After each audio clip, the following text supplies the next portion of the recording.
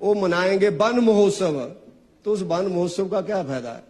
50-100 साल वाला पेड़ काट दिया और इतना का पेड़ लगा करके हम तालियां बजा रहे हैं, लड्डू खा रहे हैं और बड़ा प्रेशर से पानी डाल रहे हैं, ऐसे बड़ा बड़ा उसकी फोटो हो रही है, तौलिए से हाथ धो रहे हैं, उससे क्या होना? उससे साबुन देते हमें, मैं कहा छाड़ा साबुन आई तो हाथ ही नहीं लाया, बूटा था तुसी लाता गार्डन है, मेरे कहा हाथों आई है ना, बड़े साबुन लेकर के खड़े होते हैं, चिट्टा तौलिया लेके खड़े होते हैं। मैं कहा पेड़ ही इतना करे तो दब जाएगा सिल्ट के अंदर ही।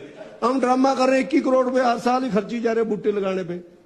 कोई लगा पठानिया साहब बूटा इनका लगाया हुआ लगा? मैं गवर्नमेंट की बात कर रहा हूँ, एबीसी की बात नहीं कर रहा हूँ। जो जंगल है वो हम काट रहे हैं और बाकी 20 करोड़ रुपया हम लोग प्लांटेशन में लगा रहे हैं। मैंने तो बोला मुख्यमंत्रियों के किए हुए प्लांटेशन की ही एक बार इंक्वायरी करा लो, दर्शन करा दो उनको ले जाकर के, ये तुमने लगाए थे, हम तो तुम्हारे भी नहीं बचा पाए तो बाकियों के कहां बचाएंगे? हमारे मुखियाओं के लगाए हुए पेड़ों की रखवाली करने वाला कोई नहीं है फॉरेस्ट डिपार्टमेंट में, कोई रखवाली करने वाला नहीं है।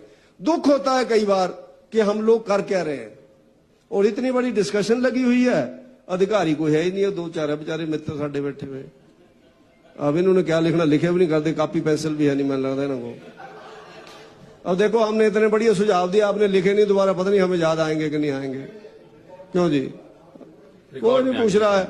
माननीय मुख्यमंत्री जी है नहीं फॉरेस्ट डिपार्टमेंट वाले, वो चले गए हुए हैं। रिकॉर्ड में आ रहा है सब कुछ। अच्छा आ रहा है। मोया ने पढ़ना रिकॉर्ड है, किसने देखना रिकॉर्ड है?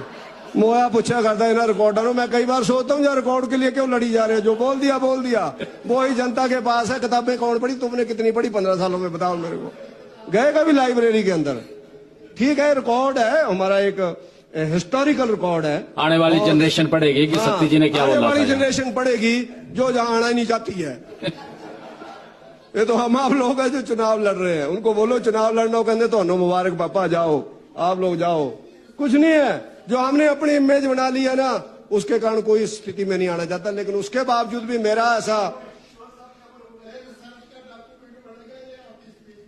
खरी हो जानी रिसर्च हो तो उसके, चलो मेरा मजाक का विषय नहीं है। मेरा कहने का मतलब है जो हिस्टोरिकल डॉक्यूमेंट्स होते हैं, और हमारे बहुत से अच्छे उदाहरण भी हमारे लोग देते हैं, सब पढ़े लिखे लोग हैं, और इसका डॉक्यूमेंट्स के ऊपर रिसर्च भी होती है।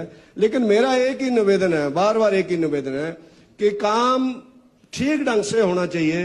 हमारा हिमाचल प्रदेश हिंदुस्तान का सबसे शांत प्रदेश है, वीरों की भूमि है, ये देवी देवताओं की भूमि है, और उसके साथ साथ मैं ये कह सकता हूं कुल मिलाकर के आज भी डेट में कह सकते हैं ईमानदार लोगों की भूमि है।